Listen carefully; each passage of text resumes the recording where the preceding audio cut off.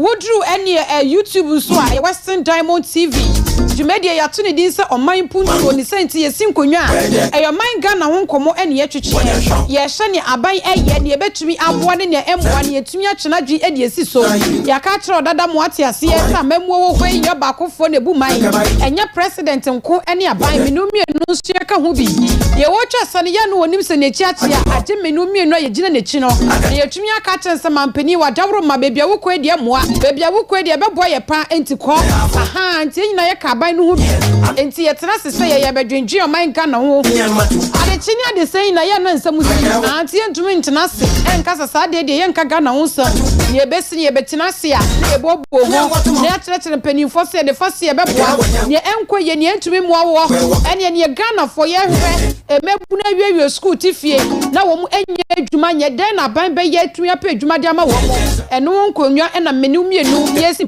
copy se no se ebebo e wo Oman Mpuntuo dwumedie so Abena Serwaa meni ampon eni dia mechi so osema no enwoche abo apa no nan Wajawru ma eni yentena nkakra wadwenkyira no de befa 0248 071174 0248071174 Abena Serwaa ameni ampon eni dia mechi so empanifo wodo na ne eni wo ma hyehye dwuedi a ye ka yentoma pama no ne ye de abeso MC4 wo mo echinchi mefidie se ne ebe bebia wo bia nso efidie ho de beduru wo ma wo so atumi nya bietie wo mo nyina e wo ho mo bo mo de papa any technicians any production team no very large Oman Mpuntuo dwumedie so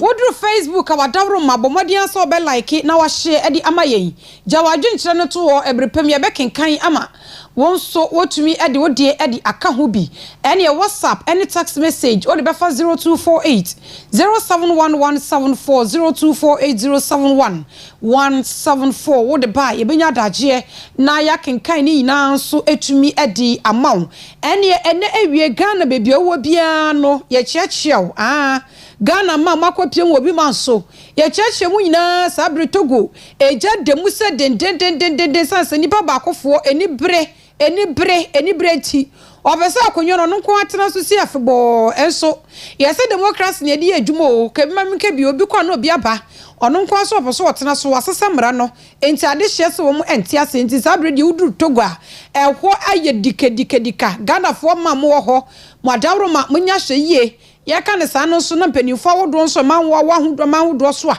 ene atumi adidi wo mu tiri mo do mo mposo mbeko mo bia baby ne wono nso ye na dwunso ne de besesa mra na watumi atena so afebo no ene wei eya desua de pa so obi abetumi ehye bibi edi efrimu ebusua Oman Mpuntuo dwumedie so ne yesim konwa eba bedi nkomo ensama ahodo na ena esisie ensama ahodo na ena esisie ne kane no ye ka asa enye na ye de ye ba ye ba besesa no enne abanfofra ba ne kane de ka asa enye no wono so eye bi ne wokasa tie ye nyina no ono so eye bi ede ne ye ka kire saafo no anya bia wo munim se ne omo ye ne enya na enu nti ne yesim konwa ne ewususu se enye no na do adwenkyire ede aba ye ka bia na mpanifo beti sanse tumi no wo mo agi efri ye nkyɛn ya na me ka se mpanifo etena se enwe ne Ghana Constitution 1992 Constitution ye so ede ba ye bra ebu man e wo Ghana no wo munim nyansa papa Constitution no wonya bia ya first thing na wo ka kira wo se wo tumi biara sa na tumi be fru obi benya tumi so media me ye MP media me ye president me ye say no mpanifo ka kira se tumi no efri Ghana fo enchen ena de bre wo enti bre bia wo epe no wo mutumi sa anje sa tumi no edi fru wo nchen sa na mbra ne kire yen enti anu ni ade edi kan enti yakoto abade mpanifo ne ye ka asam a e wo so mutumi tie ne ye ka no se bia bebia modi fei de enya de beboa yen ene na ye bisa se sabre yi ene ye wokọ dwa so omo ye mokra de anu wa manane ni age no wo kwa akọpẹ dollar ni bia ya wunya bank wo de sanse biri na enche ye ne ye rise kadongo de betu dwa kire mu se ene enche Bank of Ghana e bebra se sa wo kọ akwakoyi usika dollars enya de bema kwam wo yi e wo kanta ho ema mpanimfo ba mountain e be di bank se nya no kre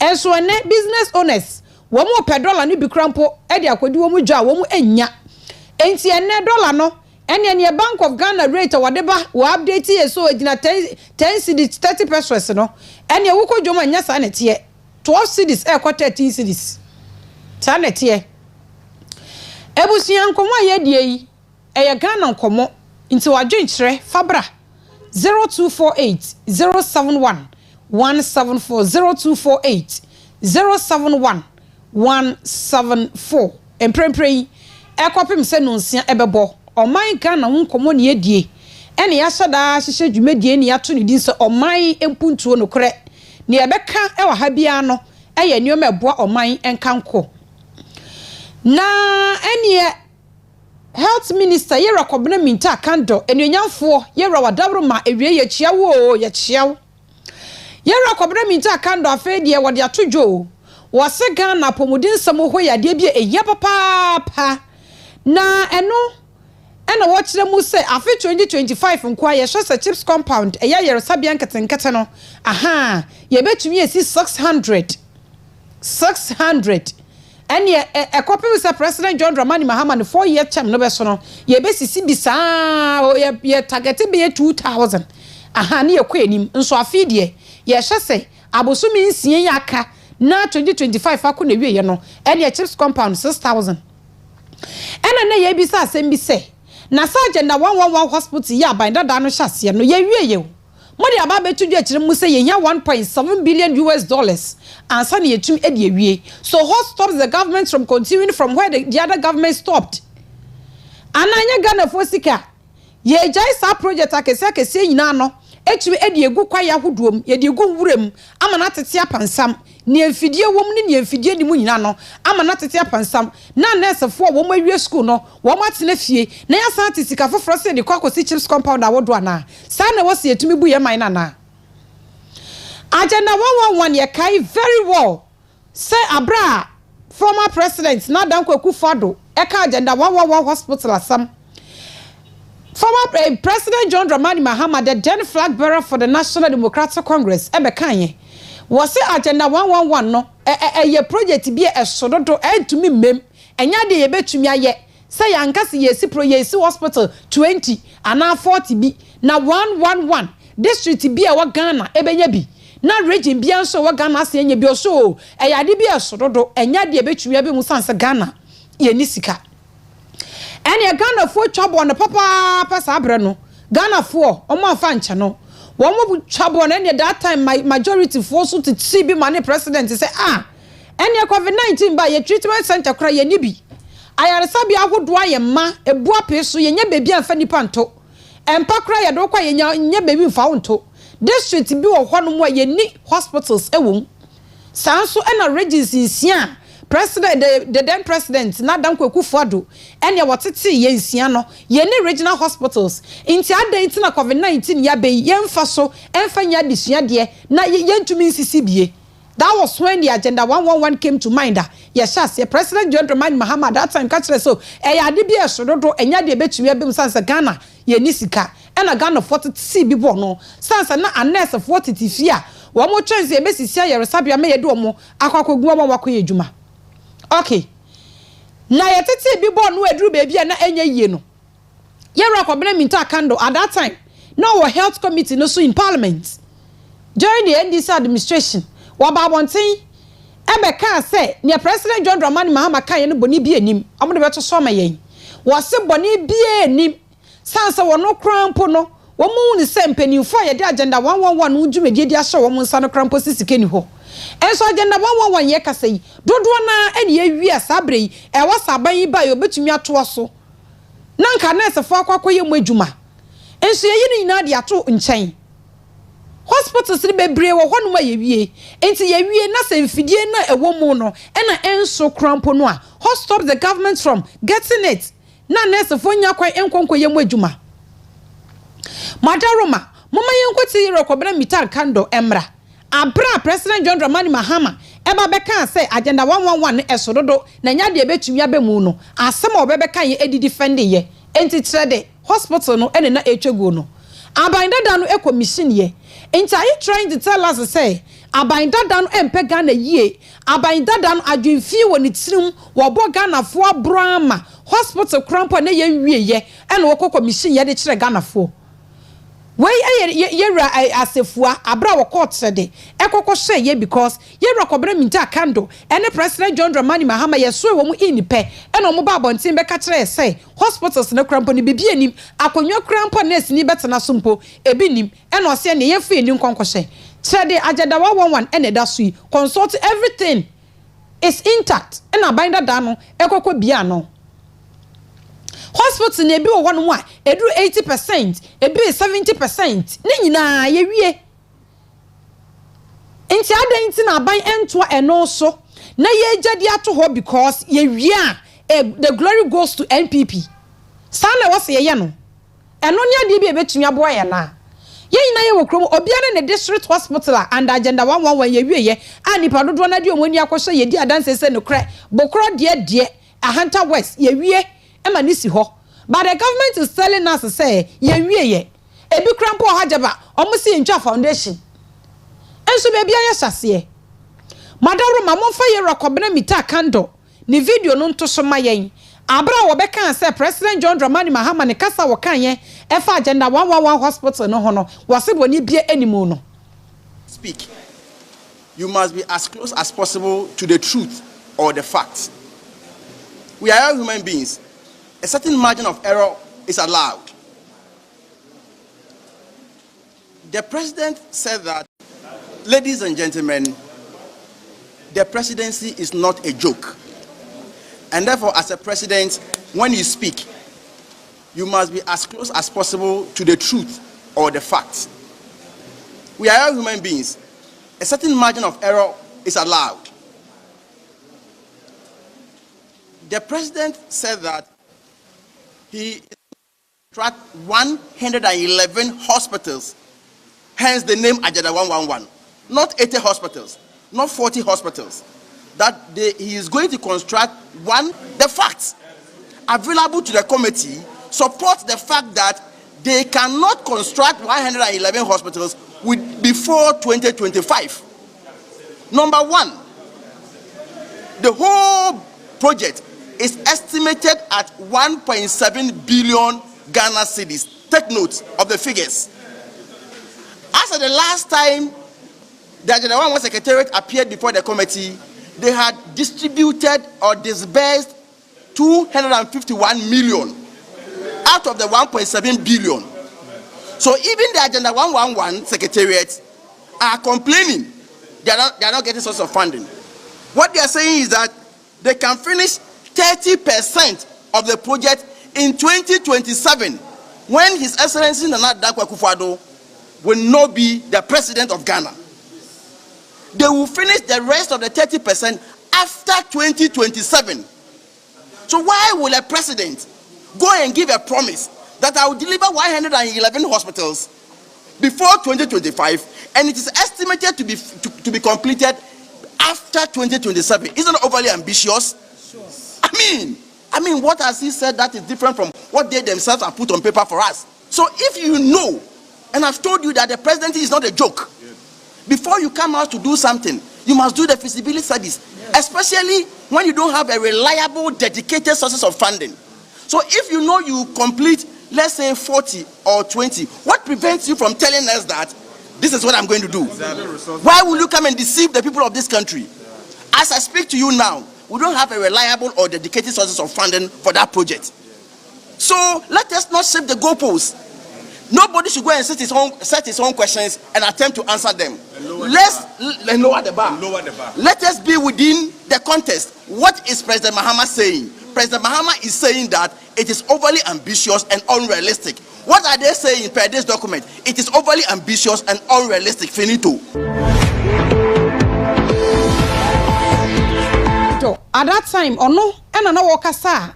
And ye references of your so Medina member of parliament, so no Sujina and Chenio Bonitrinko sa was Agenda 111 hospital, Casa, President John Dramani Mahama, Eka Edifam, one was a boni bia enimu. Sanse, ye nisika ye bet media Agenda 111. ena wo wutie ne yie no wote se wo kan se agenda 111 hospitals ni na 111 hospitals no ye benya 1.7 billion Ghana cedis ne yetumi ede ewie ni na okay yetumi asisi hospitals na ebi edru be 50% 70% 80% akakakra ne yewie bi no so kra wa yewie ama yetumi commission but still the NDC government is telling us that we need 1.7 billion US dollars into ne kra na no ne hia and it is this same government candle and edi ka beka as way they yakoti when they were in opposition and now they are in government or catch say ye here 1.7 billion US dollars ne yetumi de yewie agenda 111 enti ne kra be na mo ka kire okrom ha sei. And see, after say President John Dramani Mahama, I can't say agenda 111 hospital no esonodo enye de betumi abem because Ghana ye nisika no wasan so gina asasem kreya so ekoye campaign che nursing students say wo monto ba emfama no even those at home wo wie school a still wo nya post no say wo monto ba emfa ema no na wo ba wo beto agenda 111 hospitals no so ene ne wo no ankasa wantumi awie ewo ne first administration no wo beto so awie ne watumi afo wo adwumem what are we seeing na wo ba ye nurse for dodo sane apam so munko tinefie mama yenko tira John Dramani Mahama abra na wo hyebo wo kwahia mpanimfuo bi asofo bi e won kran campaign time e ka kire wo msa agenda 111 na eso do antumi mem enya de betumi aye Ghana for bashin no wieye wasande ko hyebo se wo ba wo bawie wo ba ye no anese for do se no wapam wo so munko tinefie over 15,000 do antumi mem enya de betumi. I make you a commitment. When I come, and that is why you must create a condition so that when you are coming out of training, we are sending you into employment at once.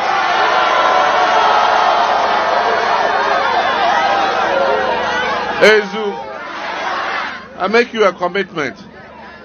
When I come, the hospitals we are building that have been abandoned by this government, we will continue them.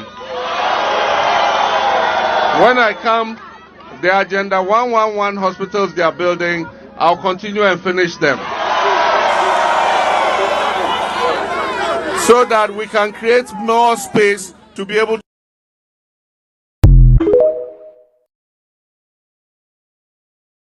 And that is why you must create a condition so that when you are coming out of training, we are sending you into employment at once.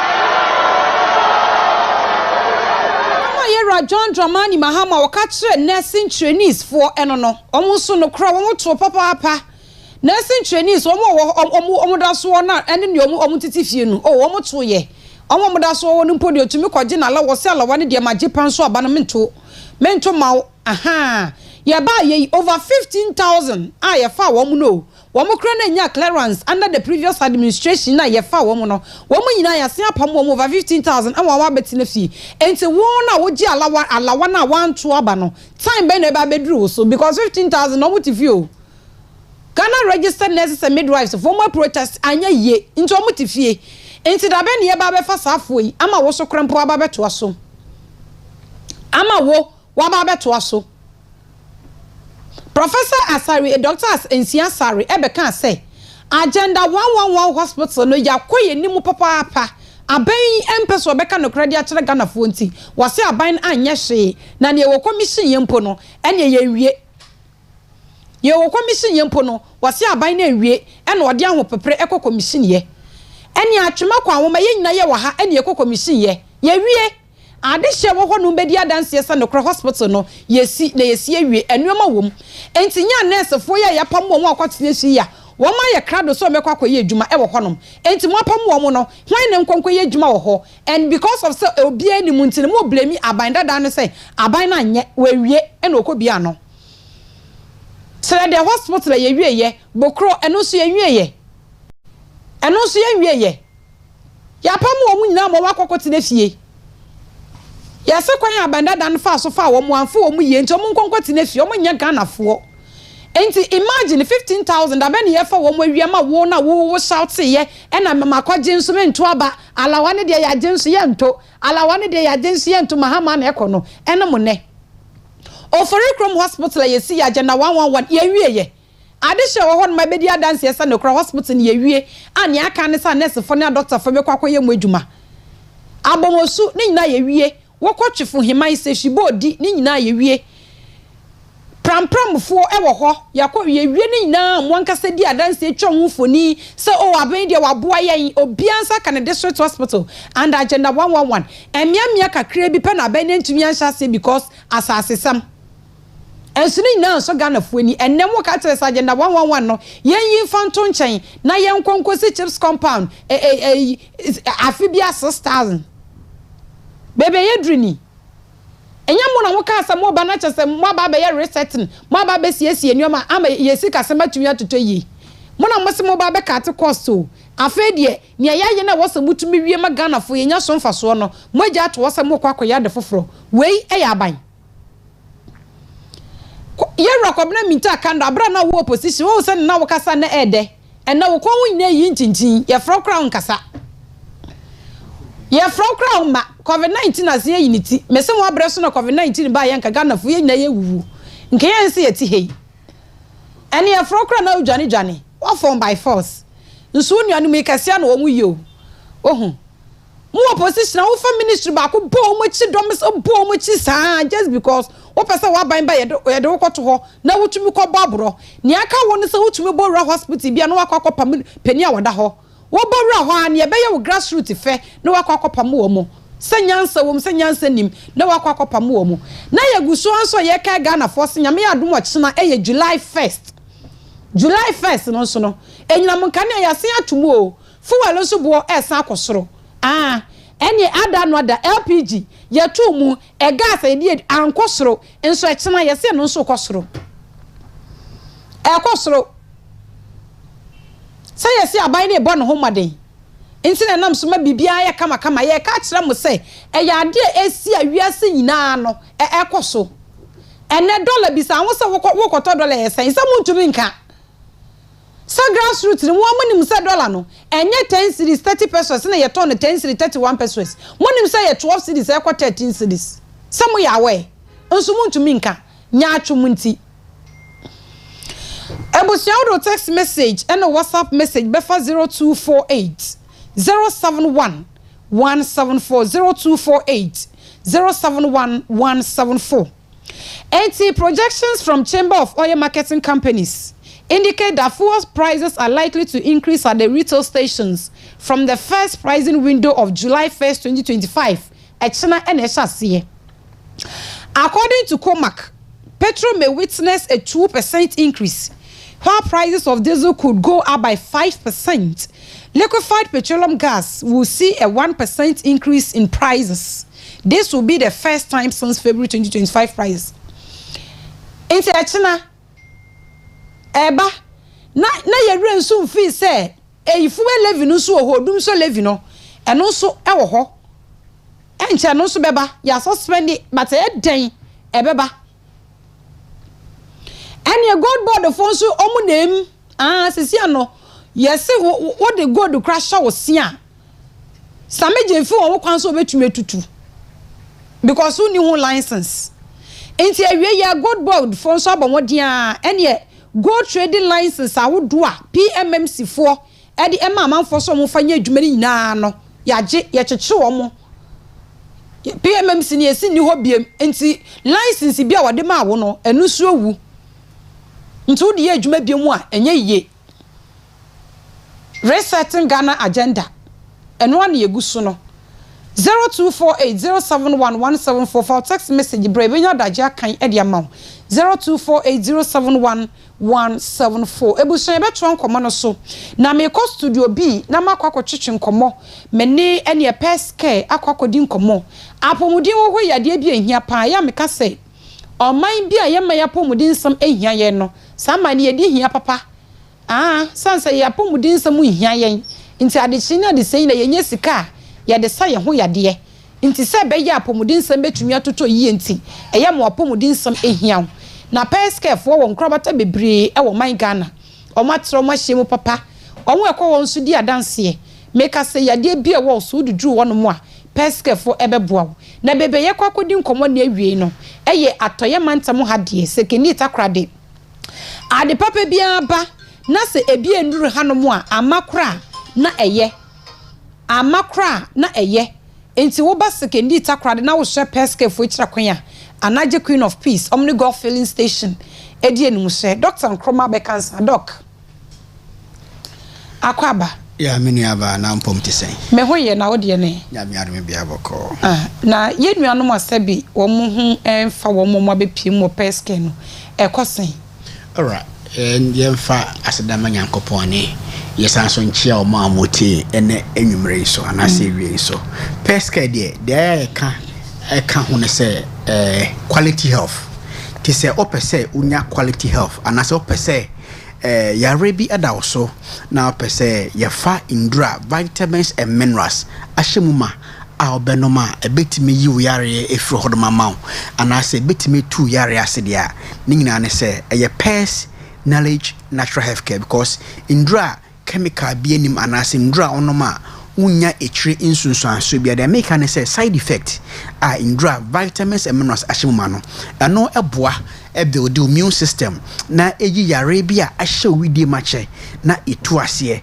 because bebrina na ewo fie omunu meduro bebrina na omoda indro so wanu meduro na for so many years enso no yare no de tia na tia improvement biamba but they make an say o de be so peske ehwe na won so nunum yendro yi bi na won so hwe yemma ye ho beye 1 week to 2 weeks obo say one meduro na so do ya one media eno ne ye different the peske de yetu yare ase yanso so yare so ti ningina ne se odo woni be kire anaji Queen of Peace ya ne golf filling station ni ne din film se ne wo kan ye no kresa na de ba ko a wo ne se yemfiti prekope emfa eduru emmawo ye wo machines ahodo a ye hwede hwehwe oni peduem fro naase from tiri so besi unase ya rebi e wo hobia no ye behu na ya bo amane anase ya so ano ama anase se wo se ye fa moja ene ojonso na ye do collab na ye hwe oni pedue ne mu jonso ne mu moja ne mu ya rebi e esi bia no ye de machines ahodo ne ebehu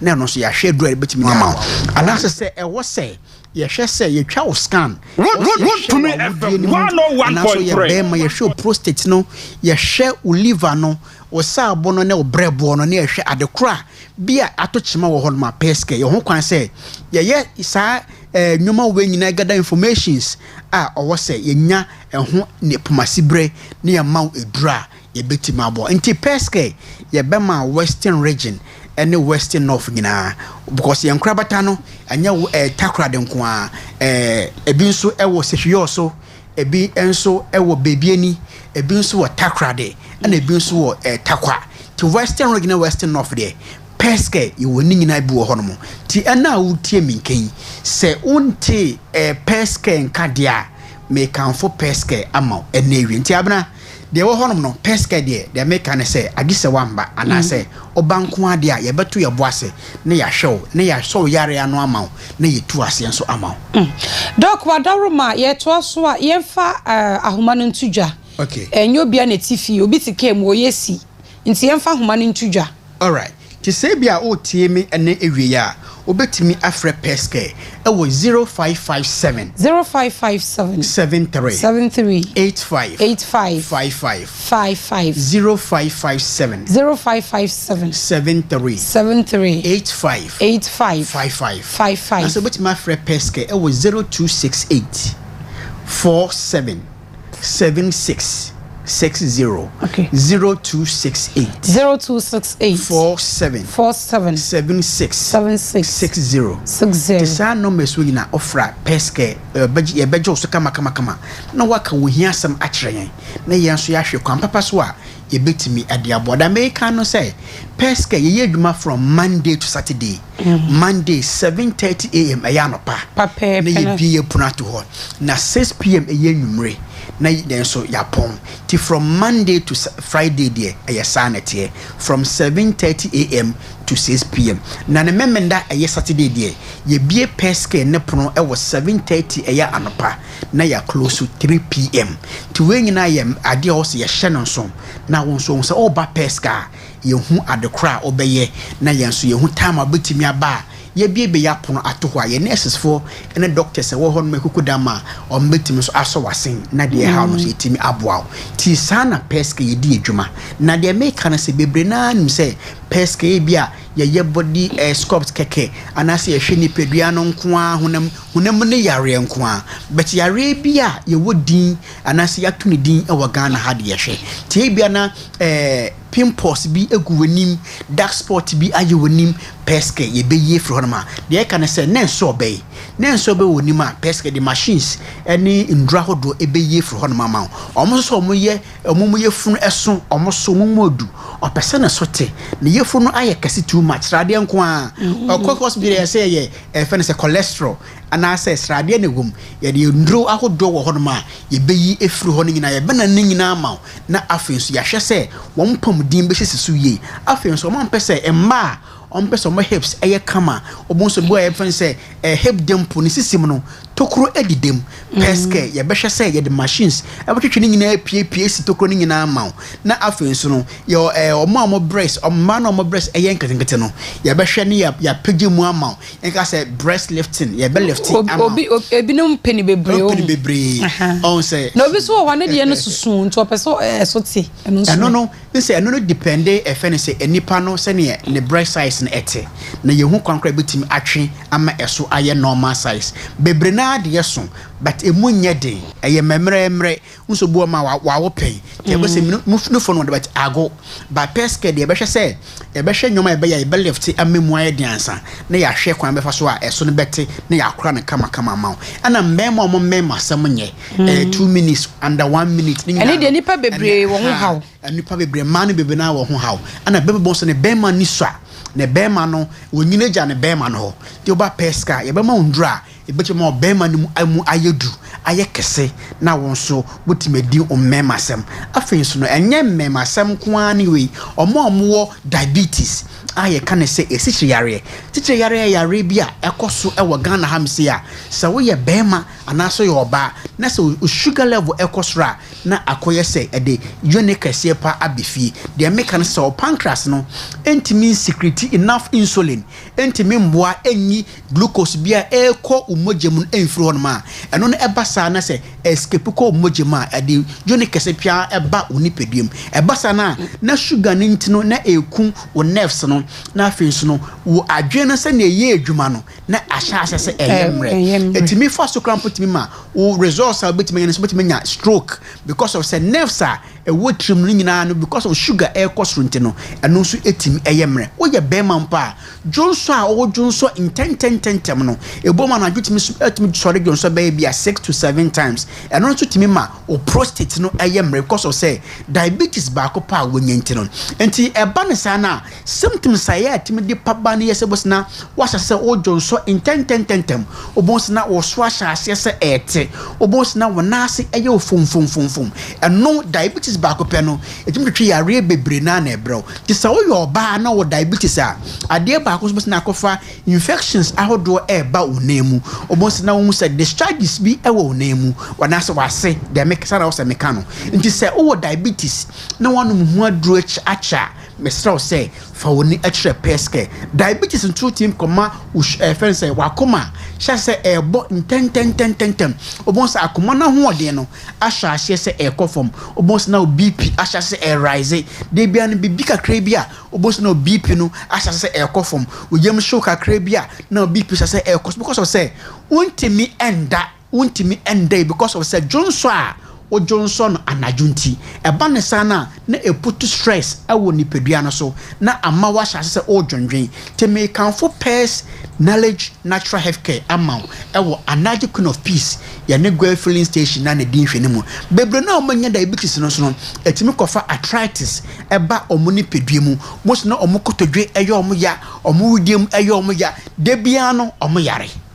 enti peska de bia kwanya mo bibiara ya de obo ba ko ekum fence anoma miensa enan ne ade edro ba ko no oba because of say e boost to immune system ti no yare ahodo a wonimpo no etimi esa anase etu ase emount ti peska de ye bia kwanya ye bia pro amo bibiara no be baka say bia enkrabata no western region anase western north nkwa na e woda bi ye obi wo Accra La Paz ya Mecha Junction bo hu peska e wo hono mo ana se odu Kumasi so no ye wo Bantama Jiran about out wana medal abdan chi obehu peske ewo honom odi woni atrem enso ewo sunyan so a ye wo rest ye ne total filling station na ene di nhwe ni mu obehu peske ewo honom afenso no se oba baby ni so se na meka no baby ni ye wo sehwimara bang ni mu obehu peske ewo honom ana se wodi woni kire sehwi so a ye wo mpomam ye ne Pentecost church no edi nhwe ni mu takwan so no takwas ye Roman stores ye ne bang na di nhwe ni mu honom ana Takoradi hansoro ye wo Anaji Queen of Peace ye ne Goil filling station ene di nhwe Dr. Yensi ahoma no so opese ko baby a obenye de papa no ma eye peske te numbers no eye 0557 73 85 55 0557 73 85 55 and also with my friend pesco 0268 47 76 60 0268 47 76 60 numbers we and numbers are offer ubenya peske then me can say some kasa peske dia na wons wajem so say quality health ye wo from Monday to Saturday ti dia how be an oba peske ye bejo so na ya hwe na ye so ya boa Dr. Wadaroma yebeda ase bebre se utumi eba yebusia Wadaroma peske fo ene no edi nkomo Dr. Nkroma efri peske ene Takoradi branch me se Takoradi enoma pepe bia ba Ghana na yensa nkan de ade na makora nkenye aha nti yenso yensa ka de wuduru sekendi Takoradi yenso yaba bepie mu ewo hono ma obetumi akogye ayarehye ewo hono ama bibia nso etumi akọ enkan Ebusia wo so brana seman aduanan enan abo apano nan ho wuntumi any Western Diamond TV so yechegu ewo Oman Mpuntuo dwumedie so Facebook Western Diamond TV YouTube Western Diamond TV any wudu TikTok Western Diamond TV ye live ewo social media handles ni nyina so enche be sha se de enkomo any yewra Isaac Ejindonfo communications director Edma the new patriotic party Manyoko no ewo secondary constituency abeka ensa ewo fie ha ene eba betwetwe nkomo prepare ekwapeso no nsa ebe Wadaroma jiji tatanka krankakra na yentumi emfa enko messages ahodo na aba bekansa ewo ha sei obetumi de wodi afa 0248071174 we see Ajiman from Wini Valley aka the institutional also my good sister Mahama nie we dey entumi kan ose Mahama nie galamse nie Mahama nie dumso nie Mahama nie azan enie ono ne de ode baye no we say good afternoon oba Serwaa so President Mahama is wiser than all former president by withdrawing license of gold buyers and give power to gold board alone. I am asking what work should those people do frempo man so edway efri atrem esubua and ode ebaye eda say we say my name is Yaw Guy from Kintampotafo John Mahama will kill us so yeah reset no be ankana komanto ne yem you go reach everybody we say good evening Ohima 1 things are not moving well NPP is coming back strongly in 2028 NDC has failed Ghanaians special greetings goes to awaiting national chairman men awaiting regional women organizer Augustina Nketia from Zab0 Ewusejo Onukriya Sanso say Dumso is too much in a Hunter West from Auntie Meliama Ewusejo aha or the obi de enedimba enra Dumso enkania edundum say ya na say de won so ya na yese wonu ma eso obi ya careful san say enipa no na waba no ate ase Dumso hine we say good evening I love how you explain issues NDC will show us Pepe very soon and it will be so serious than we expected. Newly posted College of Education teachers were posted last year and some were paid by NPP. The rest of us are still at our post with no staff IDs and to talk of salary 4 years is far but near. Onosone dia wode ba ye eno no. We say why do NDC appears to be able to get away with mild truths and sometimes even with outrageous lies?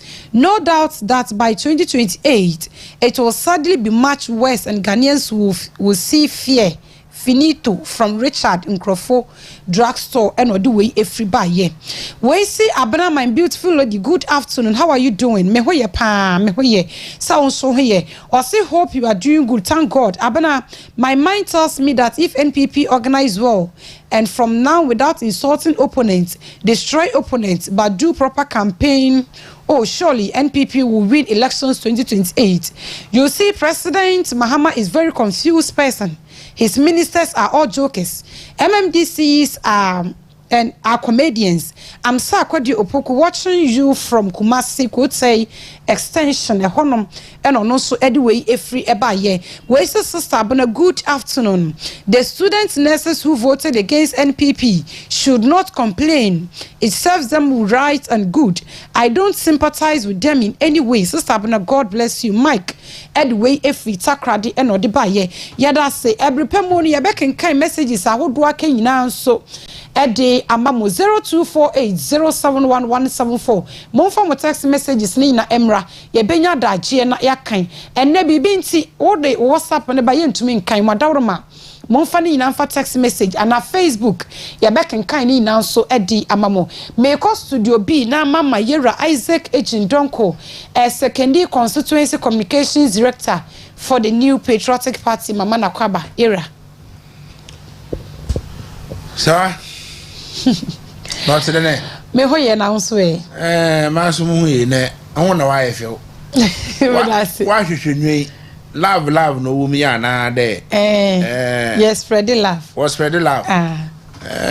Say hwe wa hwehwenwe ne won the love papa. Afo wo fa o se use ba.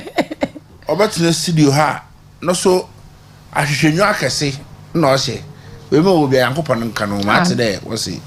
No fun kakra integration speedy recovery na I say yankopon na adom na nisha yezamande omba no ho ba no ye nkese na ontum omba kan ye ho ochira na na adechi ya na mo for we freedom nchi a yan regional executives ehwe oya regional ma yan regional communication officer oluboyuma papa na other colleagues communicators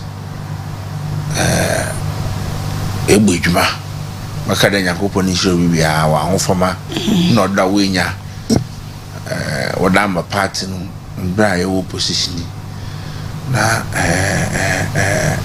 sewa etide nso afa sama fa that's here and see your toy today wa face aman oh what the man say ba me te say afafa nipa be brother places no sekuni isaman be ma ndc fo what the politics wo you studio hey kra what the politics there e kwa say isaman wa to aba ma lawyer Andrew je promesa won hwe nsu tofo na enyim dan kan ndc aba po we nsu lumfo won biem na ade nsu fo ni ya tire wo say current member of parliament o sekuni okoy o say okaji loan no da construct go from Bakado basha no kwete no gudeleche no da ba isaman now how can you construct a drainage from Bakado to friend then isaman na ikrono so yeah below sea level upon oyama automatically on field gates no if chrome one fladder so when yeah politics now mama ya nya akunje na ode dada yen manfo nto yakohisam ankotum wa solve problem bia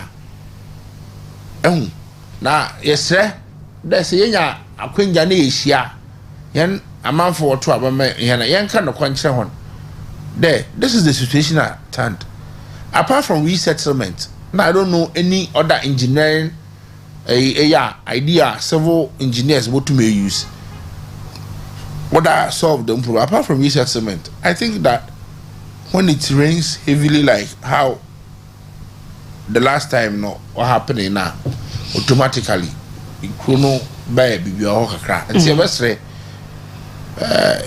if we rely our way to power na ye tum no ye mama yen senso dada kromofo no ye nti samafo na nyawo boko fe ba sra hon na honom ejiamo bekem ho na ekoti gatemu ayese yati gatemu ntini ento abanfantia the certain member of parliament enja wa bra fi bia na no common fan oditi gatenu every blessed year oditi but still problem the how so it's a huge problem that on yaza oyanu some no was it no ye or friend and matra makwai nyema bi no order what day it's a huge problem that I don't know whether the central government should come in or per my understanding no if they have to resettle them other wash anyone how best they can solve it because why problem went down from the 70s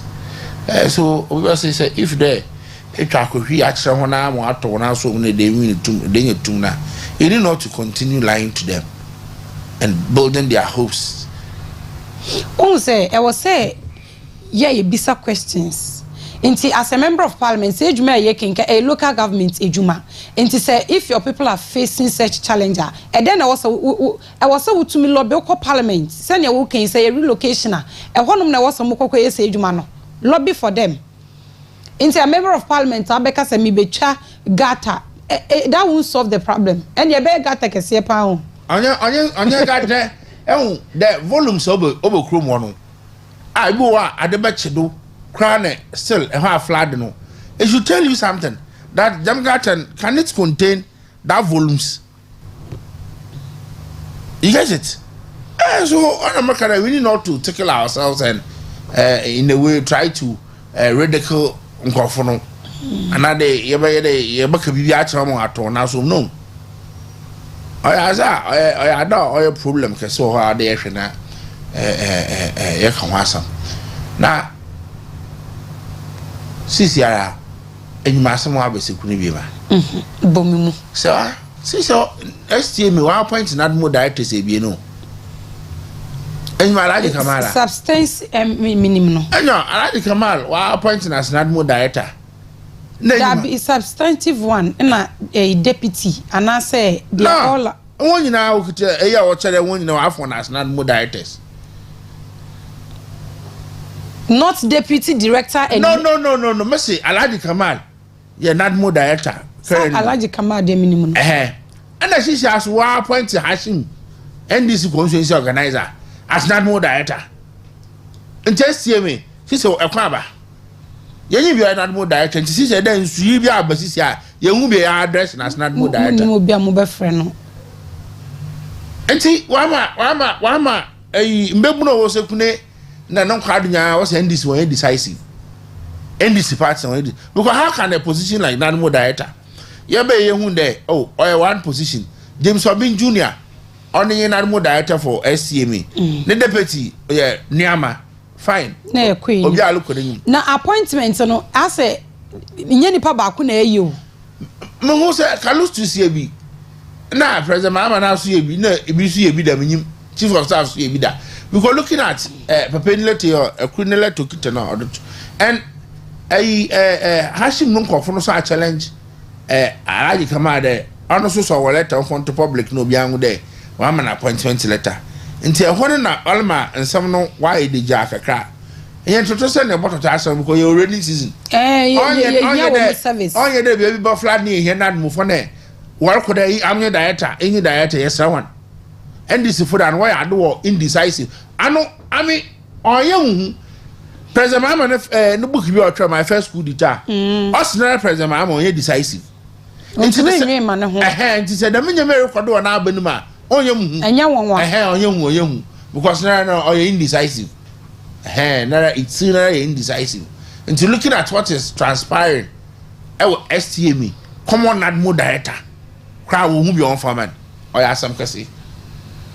Sapati ni mu wo sekendi die bibia boko MPP oh MPP no e the CC ano me ya yen there ya hye ya ho rebuilding no na restructuring no ewa because mbebu no we hu there the only hope that they have is the new patriotic party Eche eke say esende ochina oboso so ato light bill mbia.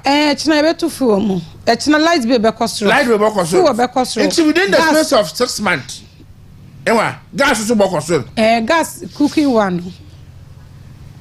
LPG no. Onya wo friend propane no. Ana ono so be cost. Eno so be cost. Enti CCI ewa say wo mka say mincho. Now, within the space of 6 to 7 months, at electricity or utility tariffs almost 20-something%. LPG no so L2, fuel also L2. Now, workers no what bed there. One away you want to mumba 1 year you want to do. 1 away you want to be able to for the president. No matter that for the time, what to pay 25%, 20%. I think the last one was 23. 23. And she said, yes, so. Wada Roma, on the poor bear, utility 1 to 2. Or Dinkan Port 3 bido 17.5. No, Asanso or 2 beam. No, 3 years pay. Out of 8 years, no. Or 2 crodo. Now, 1 to mukra, now the way increase utility craft for 4 solid years. A drew baby crowd chair. On American, 1 year for 1 year, 1 year be that. And she said, you may have about whatever one I could tell to. No one I could tell to 10%. And what? Let's say, I want to utility tariffs 21-22%. Because initially, now what are they are 4 point something. And now, our friend then, electricity near 14 point something. And then since I know 2 point something account. And to honorable 16 plus. Honorable 17.2 na plus the original 4 point water no so account into almost 22%.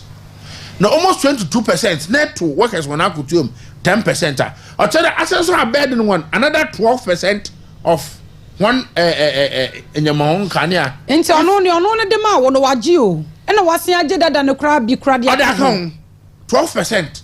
But obviously it's uncalculated the madding of a catcher and papa aba. Aban papa aba. Only electricity aspect in Coutinho. And sana new tax no be introduced no. For doom so living no. Doom so living no one suspend whatever. Yeah, and take effect. Yeah, but tax on non-life insurance. Non-life insurance taxes no. I burden and then it no. So the Abena or insure what by 15%, right? Or 15. Yes. And she said, no, Abena, what to insurance by 15%. Automatically, no pass our way to fear. No, so betum. Companies, one insurance, or only them non-life insurance, no, so what to by 15%. And it's a company, no insurance company, no, or 2 million, no, OTR. Now, 15% of 2 million, or so if you're or insurance, no, 200,000 annually. 50% of 100,000 or pass on to the or your tenant for no. And see, coupled with I could turn to know what a 10% bear. Now, looking at for another utility you could take crampo, we have a deficit of almost 12%. And some of food also abba. And some non-life tax insurance is why then. And some of the from Bayer. What's what suspend the year you want to use the time? I think almost 30 days. But and then who say I think Kumak for Casa they should extend it to 45 days. And then the one. So it tells us that Aban Papa and Kofosu Abano, our hin because looking at one way you want to put 2 on pen another bed in that one. Now Brent here promising 24-hour economy.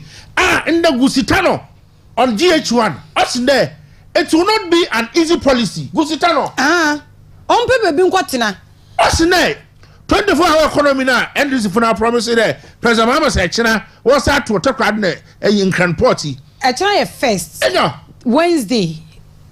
China Yakobo Payano. I tell you, it's a holiday. It's not your holiday yet. The question because of new bill. I wanted to know. The holiday na question Friday. Okay. Enti. No Kofuka there. Now no.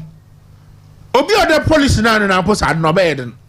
And the pay GH1 website na ko he na metie no aso ba yeden enti sa de no ba yeden a na da promise mbebu na mama wona adwuma na wi abaka che henda sisi ala this year emfo bebu ni bia wa adwuma na one emfo bebu ni bia wa adwuma increase water bill and light bill may ala na abaka che na increase water bill and light bill may ale July 1st so mo from no was so motua oil light bill fofol e be increase ni biem one na what so na insurance nti one fear no wotu to danum mbebu no so I promise wona adwuma wona adwuma ye Nenam na esa aban papa aba. Aba papa wan. Me se wo mu hyedem na wo musu. Oh, me se ma mu nkofo bi. Sisi ala ehun na bi se won dey. Obi aso wanto aba mendisi. Na obi anto aba mendisi. Wanto aba mendisi. Buko ehun won na wanto aba mendisi. Sisi ala bi to obi ala so wanto aba mendisi. Se President John Dramani Mahama ka kire ye say sometimes say ye no I refer we ye ho. Nje bia yakoto am na ye refi a. Adene wa achi enwu de wa bompu se why dey dam ayofu sunsum na okay da wo binu mo. Ono na om da obe no gbashi ayofu no. Obe na nkofo hwe wodokoto wotu we no wonya da da won wo. Da pepe ya no ababie mi. Ye ka da mpa wo babie ma dum so na be sa dollar ba. Ende da. And the pay up wo dum na wo se no so. Ende da like it was terrible. Enra. Mese mo ka asem mi nchewa. And this you will no French, I say. Johnny French guard. French, I said. No French guard, me and my French guard, the cross. As a result, send a light in a court now, but no coneba, as say. Na say. Obajino, I say, my French, I say you. Never say so about no order. And to quote Fakasi E, Nam catching a. So Dr. Mahmoud Baumia, no, nor the damn credit police in the Bayer, engaging a juma. Nti edwuma so MPP abroad na wo faw ehuna ye for ne ansako yanke de yendisi ti ansako nka ye edwuma nka wo credit score wo sol nka fregi say ye wo electromat kaka cha onde edwuma wo hade na wo wo hwe wo Ghana card wo gi nei na ade no hu pay agi na nda hoto fregi etua ekina aka je blend etua no hu wo credit score ko sol ade epebi wo de momo na so egina ha ankoto abapapa menda wo fregi ase ba for me no see dem kezi wo dem Ordinary you ba se fashion enye. Oh, magic. My and then magic. Oh, so it tells us that mbebo na kasena. Also the youtube yet na ho. Na ya dwene nyama akura bia ho na ya de obi ne ho tan. Na ya di obi acha na fridge. Obi a okoto abe mo obi chan TV. Amenye TV ni binti monto. Na me ho aso we afu de wallet ne ho ehwehwe adwuma ye. We afu de wallet ne ho so wo ne bi pa adwuma ye. We have the one anom kakram wo ho a won be bu we school ende sewa e wo free SHS a ahwe enyama oye NDC fo wa tabanze de mofo botu school a na se eno no me enyame nwanwa what you say enyame nwanwa because in the first place in free SHS and President John Dramani Mahama time the former president Adam Kwekufo kan wasem no say ye wo sika dan makra ye fan koye free senior high school and na fe nipa no e free senior high school na ba na wasen abeda adam say free senior high school no de ba no krampo no omamu tua sei omamu ye sei iti meme ba be ye ni ye na waje sa nipa na di akoto abade amano a what do you expect from him so mo hwehwe GES one a or publish uniform no mofuma no uniform aban dada oye na do dan kwa akufo ado wona aban na ode che oye school fu mofuma no sisi ara no what's in there obutu ekawo cardigan na adi nyina wode mofuma ni free no ne nyina what's in sisi ara obutu ekawo oda enyema wa lista oka ho a ne nyina obutu etu ekawo and in first phase Batan nka said dam nyeme baso sa na ne wa listi so 700 Ghana cedis crampo another 800 Ghana cedis abanda don offer school fees offer bibia aka ho also so other one hot meal be ya ndam nyoka say and that's the secondary school for the day abla enyima ma mo school bompe be so one what the day abel Na da kwa kufa na first no odu baby no na Auntie Julie a bompe no survive and donuts madam my units no bookshop no do ya blow survive yen bande aban we hu there ehiafo bi won ba bi today eyanumi na ye wo school hobby enti say o ma me nya bi amo anapa I didn't know ya blebe den ebedidi dem hihye ni nyina ya banda don no nhihye o de bay na sesewa se dem sika no crampo 800 cedis no nyi dam 900 cedis even crampo na I dam 3 itemized billy crampo wadre mo about 10 800 cedis otum to afoka krabo no school no ne oye wo friend and school fees e wo preparatory school otumo to echiman won books ba now no aban foforo aba e ka to school foforo na da kutua e wi asan so ahwehwe school foforo e da kutua nka kama no so school fees. Oh, said they are expecting the government to come out and tell them so free senior high school has been cancelled, but inya sa na ban ne be ye no wonya ne sa na san kakra say mo sha say to uniform mo be sha say to book e wo ma yes school fees na abatan ye no mo che mo be tua free mo be tua. It's no more free under this government. You can about to no one so but you know feel there in MPP funa na wa Abraham na wala kala and am de bia mo so makada manyam baby aye normally yankopon na so oyo pode wo hu oto na oto because you obobrag wa akaka nsama akese na wa ye mo be obuduru ho no na echi obi ubasi wa something which is there even if you say yellow because looking at about 10 binom for firm to even give number top money and apa no to moda school onya easy and na free senior high school yasemi ayekin aduane ankoda ebedi kra ye hu nipa obeye obi ye aduane na obi akwa page aduane na wo hiegu ene na obi su bodua madawro mo fanto so mayen obi su bodua say yeja ye yere ne ye ma akwa ye campaign yeja ye kru mu akwa ye campaign free senior high school school feeding ye de akwa mobi me se wo shop positions ahodo a aban we mufuo NDC for prayer na ina no ye nhihye ya the MPP aban e de baye sewa ani sansa dalio sa hwan mpacho nya no a momfa ba kono to so ma ye free senior high school ya wo mu ebodui ana mu ni mfoni no ye be pede ato so wo mu national health insurance policy why na de ba ya na yetumi de fake doctor de kwato so why ya school feeding why na de ba ye enya a drone why na da no a drone delivery service why na de na kwato ano MPP abai na create ejuma mendis for mo drone kra de ba hanabisu o se de bo hwehwe mbesiafo won wo egwaye eke ya as drone na abandoned ba for delivery service na even former vice president of United States one copy a developing country like Ghana no yenya NDC national women's organizer in the president mama position wa me for sade ma obaketche Ghana fu nyina de dam drone delivery service no MPP na do dan kwa akufado wona ba no wode bo hwe mbesiafo won enti MC mo be check a videos no na mo de ne wo bodua no free senior high school aduane enkoda ne bedie adano na em say eastern region ho no baby na constituency chairman o sedenden ono so se oba na wo ye aduane no wo mo mpere ma ne yenti nkoda ne aduane na nkoda ne te classroom mo beba bedi no we hwiegu mo we Facebook we hwiegu mo wi ba ko so bodua mo fa to so ma yen o bodua na apart from that no me say we could tell let be Ghana education service 24 June or 11 last week yan konko tie wo momra obodua we could tell let be Ghana education service 24 June or 11 yan konko tie wo momra obodua we could tell let be Ghana education service or 11 madam ma mon check sound no ho no ma yen wai na yen fantum nani abre wo bodua because ho snap intin ka say no huma kirubu akwadua dwenti no monsare na mona na mo ye ya bragu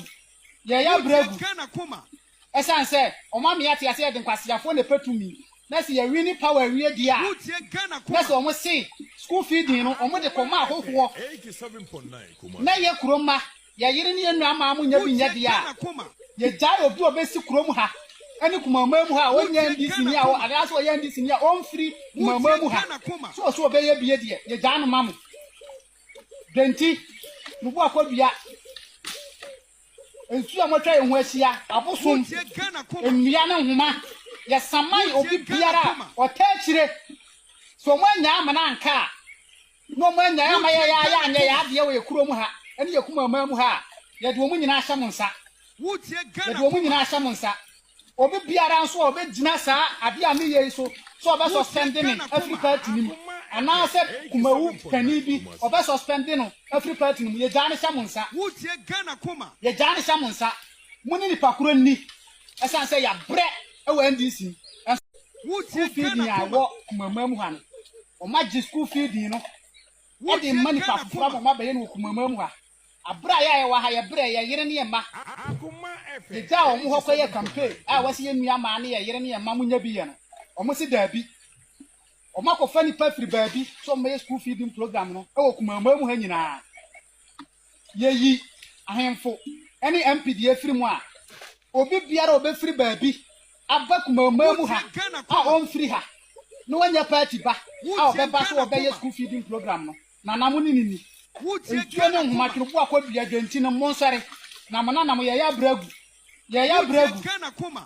esan se o ma me ate ase ye de nkwasiafo ne petumi na se ye wini power wie dia na se o mo se school feeding no o mo de koma ahoho 87.9 na ye kuroma ye yire ne enu ama amu nya bi nya dia ye jai obi obesi kurom ha ene kumama mu ha wonya ndisi ni a wo ada so ye ndisi ni a on free kumama mu ha so obeye bie de ye jai no mamu denti nubu akwadua ensu amotwa ehu ahia abosom enua ne nhoma ye saman obi biara otachire so mwanya amana anka no mwanya ama ya anya ya de we kurom ha ene ye kumama mu ha ye de omu nyina ahya monsa ye de omu nyina ahya monsa obi biara nso obi gina saa ade a me ye so obe suspending Africa team ana se kumawu kanibi obe suspending Africa team ye jane hya monsa ye jane hya monsa muni ni pakuro ni esan se ya bre e wa NDC school feeding ya wo kumama mu ha no o magi school feeding no e de mani pakuro ma ba ye no kumama mu ha abra ya wa ha ye bre ye yire ne ma ye ja o mu ho NDC phone no ya fresh ya bodua owie ye no nim say ye dey suspension letter so beba and wade ato so obi e woni wo obeka so opam no suspending the free party no no ono so wade ne daase wade ne wo horo sekan no na nche adin bo mu waduru o anticipate another envisage there asem wa aka no o dey now was suspended yes chairman crop was suspended wala or the wood to the preku am aduro wala eta delay these are policies that MPP abandoned by Abena. They always criticize it. Even Accra NDC was trying to free parliament, including John Mahama, and now our President John Mahama, including President Mahama. A whole lot of oil and Yemepia. Okay, you can discover oil in Nampu. Yes, I am a benuado. I have say 99. Also, I jungle. Including President Mahama then. When you know Parliament, what the health insurance bill bay? Health insurance, yeah, Okafa, fake doctor and air can something to what sort of people they walked out of Parliament?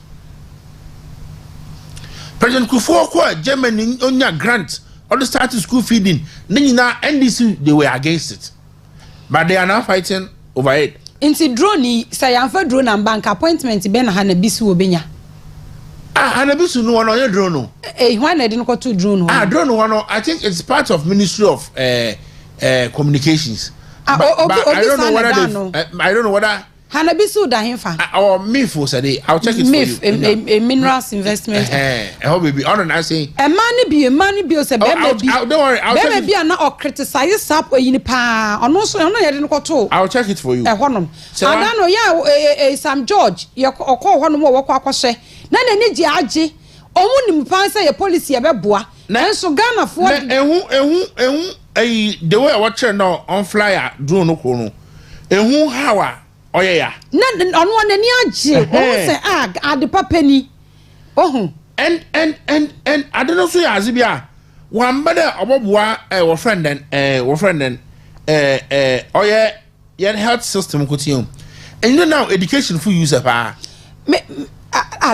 last year em say a from place was side yes won say BC nkwada no ebi no wo hɔ a sane kwan ni tinti no eje se nipa no nante ka akra ntumi nkɔ ebi won plan nsu to one start ntam ye drone no deliver one examination papers also mo one GSA na madam no former MCI no fon to do na wofo na etefu na ahwefo MCI mo hwa na mo fanto so ma ye won baby ma I didn't until I start with school uniforms na cardigans na no kaka ho nti akira e wana we fi wona wa school fees the man no ko nanyim e house dress nya aka ho school clothes ni nyina na aba nafa Inti school uniform no ye wo 2 set yes 2 set no obetua 180 cedis and a house dress near eno ya ye print school no we no wom no eno so ye 2 set eno so ye 150 Ghana cedis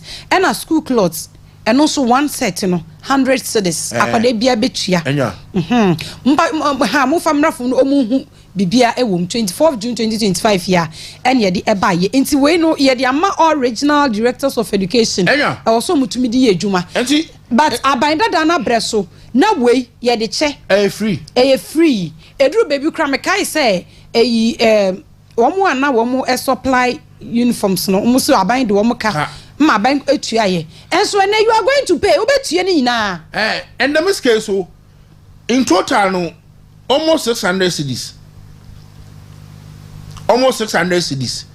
na the miskaro 600 cedis otua for be term fees apart from no otua for be term fees no 600 no sa for no okọ school bompe and after this one ebutuma you 20 minutes a day because 20 minutes a day okọ we abroad do school okay yeah nkwaye nim ebusia wo do text message no ebefa 0248071174 0248071174 20 minutes gone past 5 aha eh won't to be 101.3 FM. We are also live on Western Diamond TV dwumadie eh Oman Mpuntuo Facebook Western Diamond TV for adwenkyerɛ ne bro benya daje na ya kenkan edi amaw na yakwaye ye topic no so a Yera Isaac Ejindonko, health minister, say womu target say by the close of this year, by the end of this year, no, I will see it to me see chips compound 600. Require yeja agenda 111 hospitals no edi egu eponumu eto saying. Emundewa. Also by the close of this year. Your target is 600. On the crowd won't to me see. And also unrealistic na. Yes, I'll come there. I will come there. And the end is they are a bunch of, excuse my word, lies. Utakushi pao.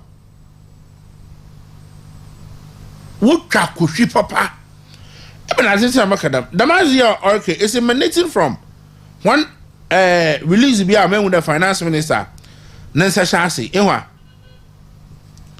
the release in Sewa on the finance minister Nancy Shasa men who there what there was the Juma worker there some 25 million Ghana cedis will be given to all the assemblies the them 25 million or my assemblies no ono obohwe na was be aye the menyame king we breaking down percentage wise na no kaka na how the money will be disbursed or the various assemblies na how oye wo friend and hen assemblies no so obo use canon diligently men there was aba na ba we all know NDC as guidelines for what the district assembly common fund should fund in the district assembly development budget on the ekuma dul asa ho bebia work there what they second we buy or I say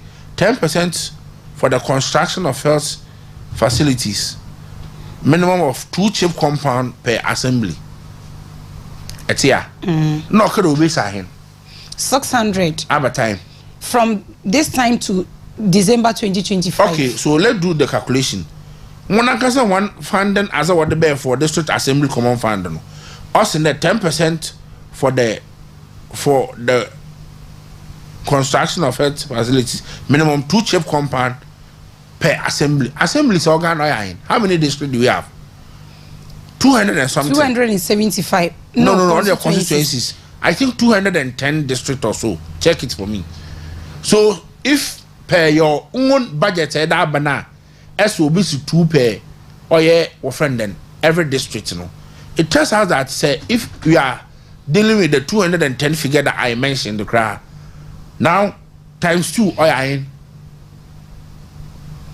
200 times 2. 210 times 2 I have 420. 420. Into 420 ne sebesa on of which every must so much wow on ye. So okay. Yeah, well 261 district assemblies. 261. Okay. Editor, thank you. Okay, so 261 district assemblies times 2 or under 600. Under 600. Yes, okay. So if it were to be 300, now come 600. Now come to think of it. CK one won't release it. Any time over. 2. Let me. Into 261 times 2, about 522. 522. Under 600 in Now, Sikanus won't release it. But let me assume without admitting that will be released next this July. Okay.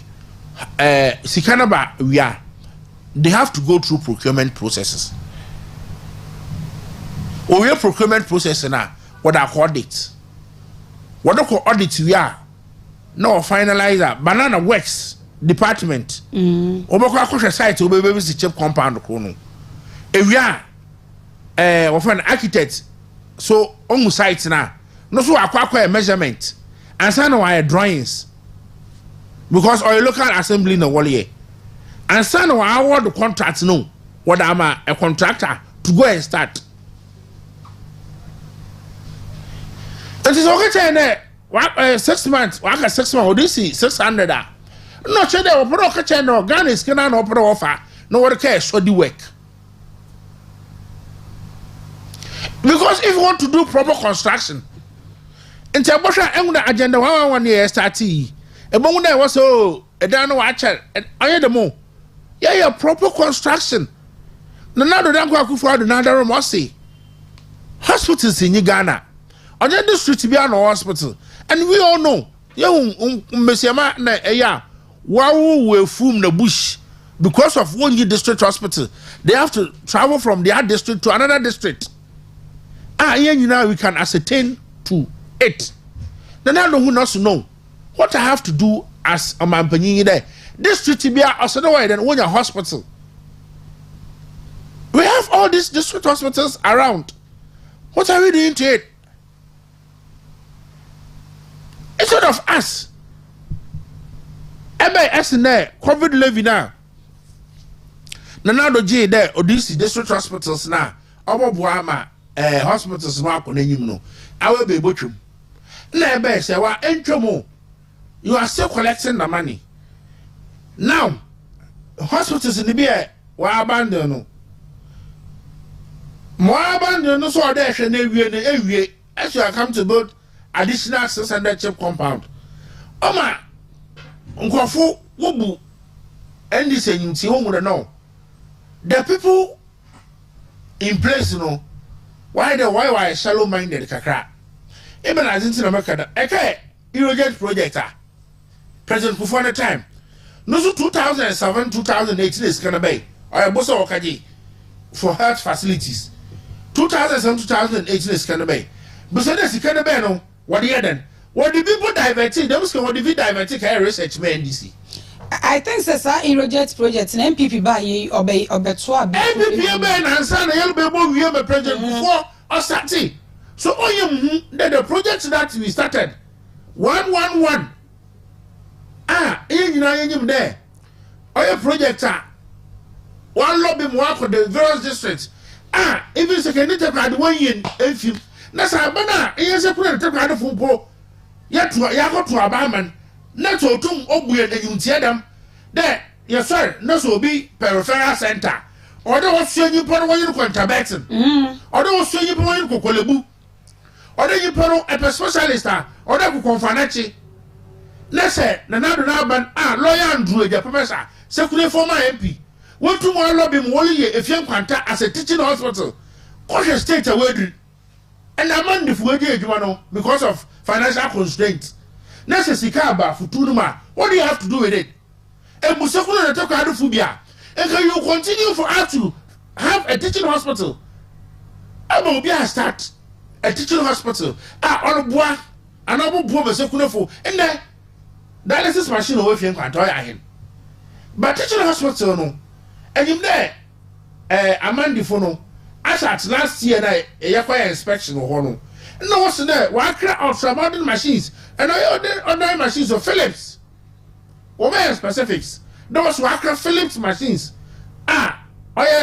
Specialist Tibiana and a machine body a special a Ibiana, Ibiba with young Quanta. So why don't you finish for? What area also put a Takoradi in the Western region? You Regwaha, you to oil waha. A man a chunk of money. Them arguments in a lawyer and doing the no, Mr. President, we are building new hospitals, and thankfully you've given us 2 new additional regional hospitals. One Agenda 111 and another one at Bukro, right? A new regional hospital. We have some polyclinics at Mpuntuo that you've built already. We have another Agenda 111 that you are building at Mpuntuo. We have other places that in the Western region, about 13 or 11 hospitals from scratch that you've built in the region. But we don't have a regional referral center. But mind you, oil enclave, if there's an emergency at offshore, but then I will fly every but Takoradi, one fly up on Cran. No, you put the presidents no. So we have to turn Efiam Quanta into a teaching hospital. Lawyer Andrew the professor, no honorable Jogati. Regional Minister, honorable Kobe, no support on DH. And then the Efiam Quanta, what a facelifter, what diamond. Other action every. Now you say you was a creator in the Western region also. Young there, I better what 2 more no. Ebeno. Abena don't know starting a woman and for so Yenya. I was a good Takoradi. Now, when abandon project that you are going to build a cheap compound. Can you compare a cheap compound to even a polyclinic? Can you even compare a cheap compound to a district hospital? Cheap compounds are first aid centers. There we find a bottle could be and I will be of Philly favorite Accra. Echo Adembra, Adembra, lawyer Andrew the professor, or see an ultra modern cheap compounder, or see or friend midwife and in charge of or staff accommodation, also 1 midwife and 1 maybe a physician assistant, another midwife, another nurse or baba. Cheap compound, also Adembra. And also Korobio, the 1 year them. Why didn't he concentrate on building cheap compounds across the communities? No Korobio, the one or your friend and if you can't tell me. And edifice or to them, what do you mean your modern machines of Western region? And according to the former director, Dr. Tambo, what transfer, I say, I know what is one, it will be one of the biggest in Ghana, if not second biggest. Indeed, actually, likely the Cape Coast food will be the bottom, while by our benefit, and Cape Coast food and a central agent from a war, and we say a Sama, and with proximity to Ano, yeah. Ejaho, as a kissy chip compound. You see the myopic ideas that they have. Yeah, what's for me and can this administration say work administration. Obviously, Agenda 111 love 110 district hospitals across the country. So, what do you have to do? Obviously, that's there. Yes, Abena be not starting when we Abena. Nasa Abena, that is how it should be. Obi be no drew baby no or Kwana so abetuaso. Niamo yano, and Yamobo to Musika Namodi ye. Inta was some ye ni betumi aboa Ghana for. Enti nipa dodo na nurse for na mo hye wo mo bo no. Do you think say mo chips compound na mo ba besi no e betumi afo? Let's go for nurse sign. Ahe, nurse. Chip go for nurse sign. Na nurse for okro was ya agala wa yanto. Wa me na allowance yanto. And down yi. Aban so men me ko ye di so mento. And obe so obaka chew and we had a backlog from NDC's era. John Mahama one. We had the backlog. It took another down Akufo-Addo's administration to clear those backlog. Coupled with those who attended, how do you call it, private nursing training schools. They posted all of them. Then Abena thought it twice. Let us improve our infrastructure facilities so that we can employ more. Only baby no doctors work now doctors they enjoy free teaching. And now Abena one school fees more now. Second a pediatric specializer. Yes, Abena MPP Abena now I don't know. MPP Abena was paying it for them. And we are here. Your nurses backlog because of what happened in 2013, 14, 15, 16. Ayawoto, no Ogufie. We still have backlog. Abena miss no. Minister agent and calculate it. That's a agent one day so to hospital biara offer nurses 100.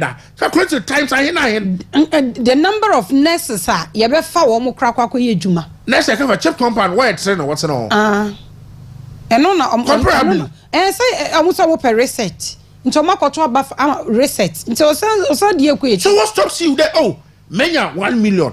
1 million na menya no. Obutu mwewe ebasa. So we should complete this 3 this year. The next year, Obia Ghana, Obia Batuase. There is go for 2 no. 1 million, or 10 million. 10 million, Obutu mewe, agenda 1 ebasa, anan, into ye, Obiale Mude, Yaya Crew or not ye, Yabaya Crew or Central ye, Yaya Crew or Western ye, Yako, next time, Yafa Eastern Region, Yafa Ashanti, Yafa. Then Obia Mude, you are working.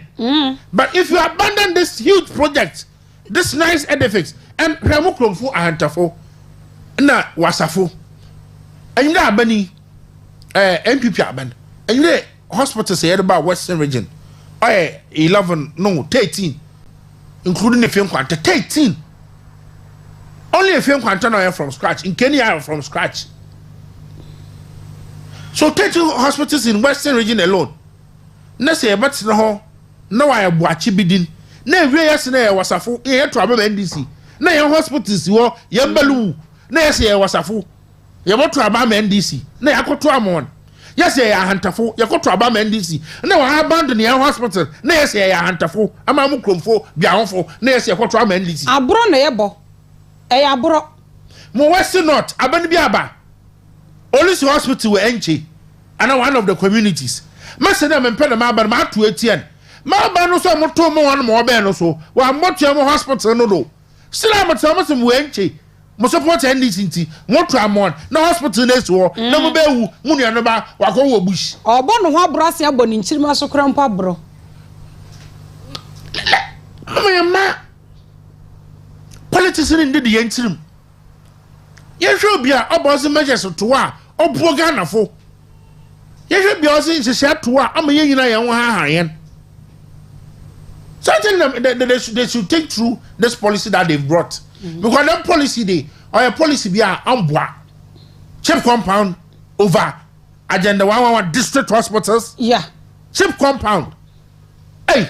So that's what we voted for. No, but I'm a young that kind of minute. I can't know already. Dining hall prefect. Dining hall. Nothing will be already working experience at dining hall prefect. Don't my health minister. Obu choose chip compound over a district hospital.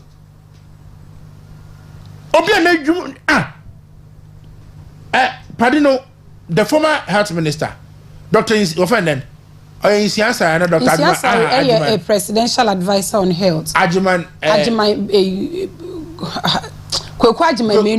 Menu. Or a chartered accountant. Why are you more firms? I can say, and to bit down. No, I look at no financially on my dolly. On the value of money. You got it? What are the value of money the IGF that chip compound can generate and the idea of that how the district hospitals can generate.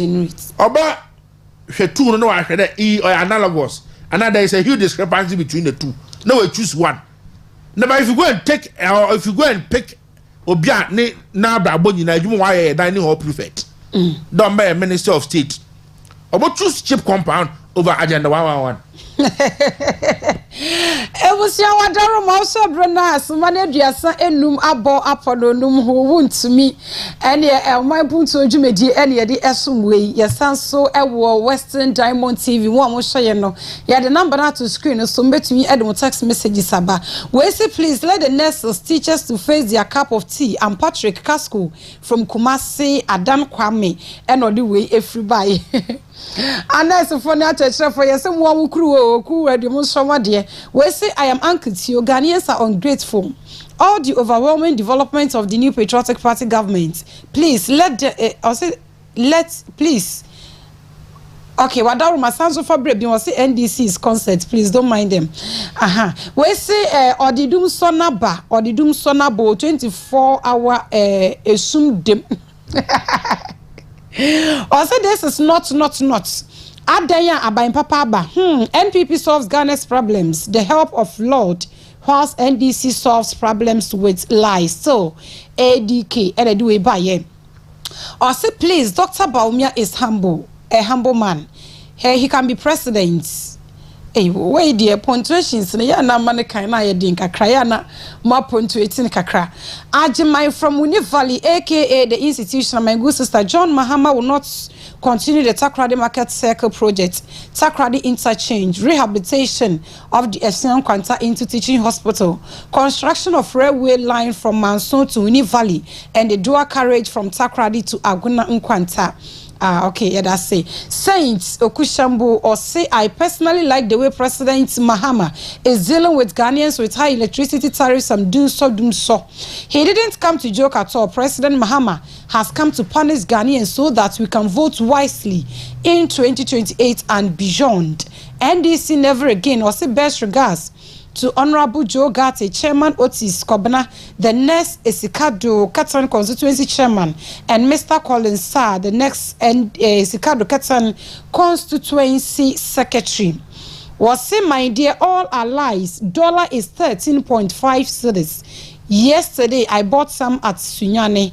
It's 13.5 cedis. Major profit. And I do a buy. Also, good afternoon, sweet Abena. In fact, you are looking so great. Thank you. This is ADK, aka Young Bawumia. Obuase, Bawumia as a president is, Mahama as a president is confused like a pilot who has lost his way. During the campaign time, he promised Ghanaians of Nkoko Nketenkete and 24-hour economy policy, but he has failed to deliver, and now he wants to build hospital in Nketenkete instead of Nkoko Nketenkete. JDM, why? We still need our unconfirmed bag, please. Wadama. Yes, so Wadaruma. Where say Galamsey is fighting NDC instead of NDC fighting Galamsey. President Mahama, you promised Ghanaians that you will reduce cement price. Now it has increased. Sacking workers from their workplaces, so Doomso is ongoing. Arresting people in Rambo style without charging them to court. Oh, President Mahama, you made so many promises to Ghanaians, but you are not able to fulfill them. My name is Kofi Poku, watching you from Kumasi, Jinase, Yedase. Where say my name is Yao Guy, I'm watching you from Kintampo, Yedase. We say NDC doesn't want to continue anything again. I don't know who is working for. I'm speaking from Commander. Yeah, that's it. 0248071174. 5 minutes. Yeah, Isaac Ejindonko. What has a sad dollar ni be? Oh, another ben. And now Chwada. And now 30th June 2025. My param that show. 30th June, yeah. Sure. Dollar no Bank of Ghana update or the mayen and opebia no chirumu say ejina 10 cedis 30 pesos. Oh, we buy it at 10 cedis 30 pesos, then it sells at 10 cedis 31 pesos. But woko jomwa, it's different, and people are even complaining. So when they go to the banks, omunya dollar ni binto. nti bia what as say bia what's the sign when was the last time was the sign na ye checks ah ye checks ah I'm mpena mama kankan mpena wala kankan and the checks ah ye Wednesday okay sorry last as one and the checks ah ye no kire say wo call baby ah okay when anyhow it's no actually kind my na the checks are yeah ewo emia ya godo ni USD 5,000 sure what's the son of 12 Ghana cedis at a rate of 60,000 Ghana cedis 12 Ghana cedis I mean the bank no don't know me there wo bank no po aka bank no so so he bank no ono so so he bank no so so he enwa me hu ni yi say wa ahwehwenwe sun ko efe o around the you know so no UM Bank UMB into almost a son of 12 cities other places so you see it's almost 13 cities must say ever black market into yen a Bank of Ghana ADCVA na man can't tell much than can't go over 1 AM so na check dollar e one e bo 12 13 cities oh be 536 per no aba normal settings you know Twitter no offline e online abano now when you come on online water and cement and this water and cement 82 cities echo be water and cement 122 na 125 ya nje na okroma ye okroma ya and you know online settings and the dollar 12 cities 12.7 12.8 one thing is that ye impress bibi boni nsi ye se konfo boni a wose kronhye no ehye onu so temu bi ye pese nwema ye but the government should be able to tell us the truth ne enye no kran ma won kan kire yen ene Bank of Ghana anopa na de biam de aba ena ye 10 cities say ena ye say nso ade no that is not how we are getting it what you say ehun de biam make de ehun de aso no won figures ko wode nam no so nsia figures so wo kromo because eco forex bureau a nka me you normally no say Bank of Ghana rating national order of forex bureau Anna because forex bureaus is being controlled by Bank of Ghana but now no when you go to the various forex bureaus now rates are different from the BOG I think you for any black market phone put on the Accra Ebusia 0248071174 Frebra so na yin komo 0248071174 0248071174 Hello, good evening. Good evening. Mr. Odin baby afraid and free. Me friend me mama nyako am free Accra. Mama yentio. Here rise kejin don kwose wo chia wo. Owura na me ni. Mejene so pa. Me ma money adwuma so. Na sanse me kasa mama che doctor Mahmoud Baumia. Papa ba bia wo bia salute you. Me so ahobrase enko anti Ghana beto ama. Eno. Me kwa China kofa niema. If you so mukasa about 10 cities, yet wouldn't say almost sad by so be a $1 account be able to make a yeah, can say I think it was your riser Kadongo na make documents. Yes. Only the way you know, but this Abena say a fracademo, say Yazao, or be to me what the Kodia more patcher. Because Omuka to Musu so by Rena Deni Cocoa, a jasso. No, okay. Only boy a granny for more. Me say, so mammy, now so mammy ada. Oh, you never do. Now what's the way Diane? Ma, that's it. And you know, John, your best on your bemo with Johnny. Abana ya wo say ye, abana nya papa wo say aban papa ba. Bring about kumako na yo. And 9. Good evening. Good evening. Good evening. Okay. Hello, good evening. Ora. Mr. Odin baby are free and free. Oh, wow, di na ba ko teji wa ye ba.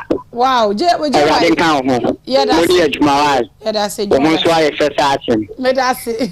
Yankopon enka me da ta ibu ho. Na onka the incoming national chairman Bernard and Chibusia, Yamin Kanaho. Now, on Dr. Quadrosh, a former regional minister, and up. Hello. Okay. When to me, you know, so I'm sending line. Atrepe 0248071174 0248071174. Good evening. Hello. Good evening.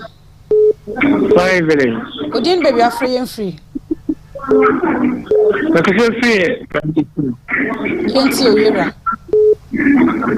Hello. Me pacho mo share your TV ne so no. Ma mo ntie mo ho TV num. A delay for some seconds into what you want.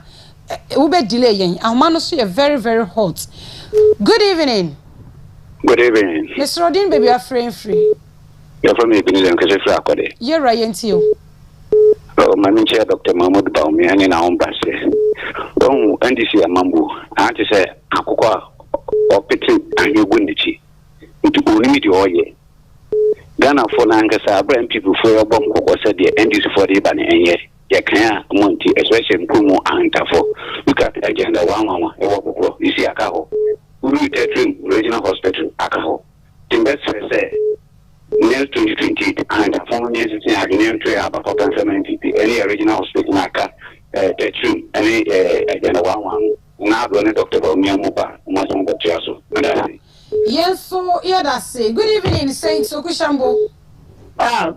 Minaba, Apomwe. Me na wo de ne. Oh my yes, Shema. Hey. That what I go. Mo send me momo. Pentecost ya me aye. Momo no sabaka abotele. Yamo abado. Na nchia me brother Ibuso. Wa bwetuma endiye. Na kwenye me mpencha me tinto me eskaketen NPP na. Just obi anka na krontin yem. Na nyame be ye bia yoye. Na me aburu ye obeji titi obi hu nimpo na obi hu adibia na la ye oye hwala. The 2023 ya aye ndia. Ncha na samba ko chairman of the Scotland. On the Scotland the yedo no bada constituency chairman. Number the constituency so constituency net secretary no. So Mr. Ayayoho. Ayayoho ma. The Oman Mpuntuo Ekufa na Bawumia. Na pikin pefo. What should I say when there are Ghana, the young hospitals be into agenda 111 hospitals 111. Wokuta ye kanka. Pure ye the so our various stages of completion. What about saying John Dramani Mama Abba? Ghana people work out na select drink for Ghana one. A basic 6 compound. Excuse me, 6 compound. Necessary he don't have for one. It's like the one will not on shadow. 6 compound. No can. Then I thought about them who are papa. The captain of the 1 year hotel. What come up with you? 2028 hours so ababa. Abba, you two are papa. Never MPP. You're not so young to papa. You could have played Janka or be your personal. Now, buy your water and that a bank. Okay, that's it. Kono be sumrebi. Good evening. This is the institutional. Mr. Institutional, did we be afraid of you? Yes. And then you be any. Yes, you way. I'm sure my brother now. Okay.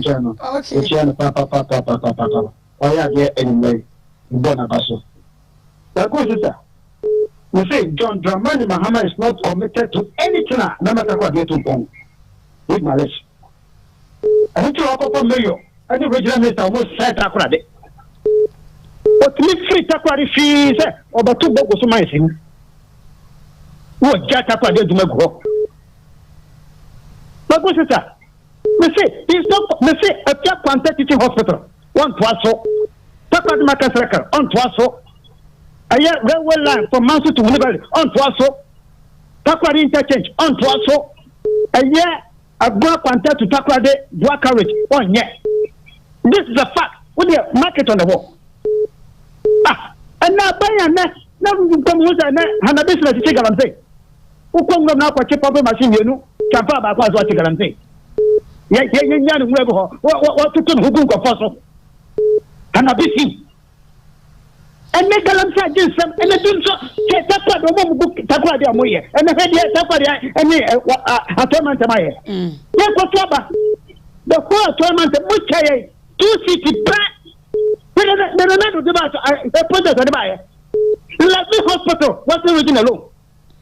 Lovely hospital. Okay, you're right. Baby 8 years. Only my hospital at Edmonton. And 2 feet. And look at what you are going through. Look at what you are going through. Now, me and Blue I sent you in Guam. What's the most of my feet is saying? Annie, yeah, that's it. Good evening. Hello. Good evening. Okay, 0248071174 0248071174. Good evening.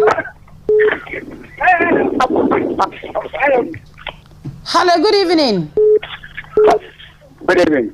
We didn't we are free and free Daruma. But your comment is my name because if you ask me to dominate, Azima, one of the some glass like. You're right. Mr. Star, why are they not going to be brave? You're going to be brave. Now, Miss Ramo, Mumme Jumani Yamramaye, and see who TV num. Would see who I bet you Cassane Betche. Who was so one muscle. But hello. Yeah, on your message, Anka Waso, Yentio. Yeah, I don't know what you. But me say self more than you are.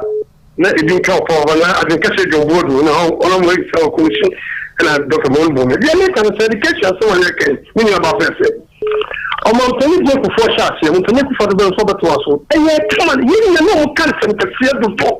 They're doing some new. Who can swap the never, some can see when you make a second of 4 and it says and carbon energy. I mean, we give you a part, so the woman will make and come in the home at Ghana. That's you know, the Chidiano, what I want to get in says so. I'm okay. Don't go to Boma, that's not charming. I'm up with us. Yes, yeah, that's me from the last call. I bring I be what that room I'll deal with be free. Okay, when to me and you know, so 0248071174. Hello, good evening. Okay, 0248071174 0248071174. Okay, hello, good evening. Hello, good evening. I just say, me who you now swear? I'm not a wife, Papa. Me that's it. Yentio. And you made me make us a friend of mine, Yama. You're right, Yentio. I'm here, Lance Minister. Why? Energy, Lance Minister. I'm going to go. You. Yentio, who if it? Hey, Rade, how's what day? Hello, good evening. Okay, yeah, the course in the basi has say. Yeah, the course in the basi. Now, we say I'm praised from Nkoko. The National Democratic Congress has been that they are going to lose the 2028 elections. That's why they are arresting people. Okay, where do you there? We say only 6 months we are crying. We need 10,000 handkerchiefs to wipe our tears. Oh, are they? What's the also 3.5 years are waiting us. I'm Patrick School, Kumasi, Adan Kwame, and Oduwe Edi Efri Ebaye. We say, sister, don't you believe me? Dollar is 13.5 cedis for Ferris Bureau. Cement is 120 Ghana cedis at Ahafo Mem. Ebusua yemfa Fredju Mejeni ina NC. Yera Isaac Ejin Donko. Ye call last words. Hey, Nanayo, our Accra. Asim can tell there. We are send the woman man. I am pipping. Nanayo Medas.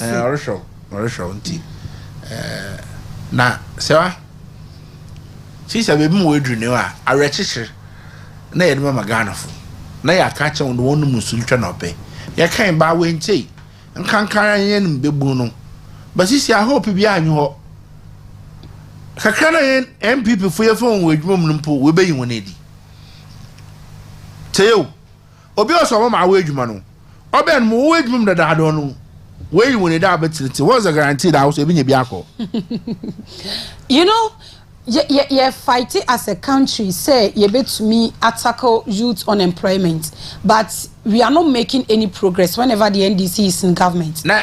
Because opportunities, job opportunities na the previous administration create here. One more work on. One na ye one more befie no. Into one more ye fa one no. We are not making ye nkwa ye ni. I don't know if you understand what I'm saying. One way you need more about Sneffy. And to increase the unemployment rate. And so I will put them more to about NDC. NDC bo ame medjuma no. They don't know one way you want it because what's wage bill na kosol. And so I was in any biaye. Mama catch masa. I will be in any biaye. Bank of Ghana ni ma kunto wa call on back na. Bank of Ghana is a sensitive area. And when they yin nyina ho. And 100 will be ties them that come from back. They have IT guys in. They have one wire tell an Azum. One know vantage point. Them go find the home boma. Yeah, some na better my. No guys now where could you hack na they? No said or hack Bank of Ghana. Would they survive? And they've been there. They were there. So they knew the system. They've been there for 6 months a day. Let's ask one. These are some of the things. A security expert to be another obi not advising on that. The matter why it's not never is not other one about also. It's reciprocal effect in Kobe. This people, why is it about 7 why hackers?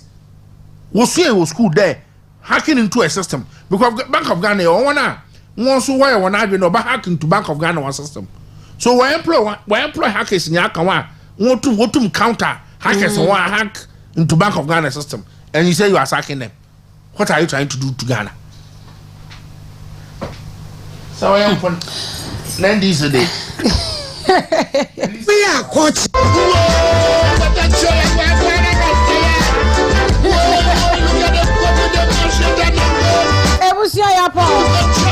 Yeah, did you ready in this? What's our brand? I can't money me. You never pay no. But then the Abena say one minute for young fast down for mammy or for security from poor man or no, I know a run and pop wash me. Oman Mpuntuo you made me sing Konyari Michael Yarrow, Ewo MCR Honor, and for near would wear ye any idea now, no, a boy yet. Mautum any bina won't so to me a share ye. Ebusia, why would to me afraid? Any what went to me afraid now? You see that. Why ain't me redo message? No, why ain't me on for call yourself? I mean, I don't watch my best sign Asia. Abena say 1 million po any damage so share me about from a say yes, Santua. Aha, Major Sodia, Medas.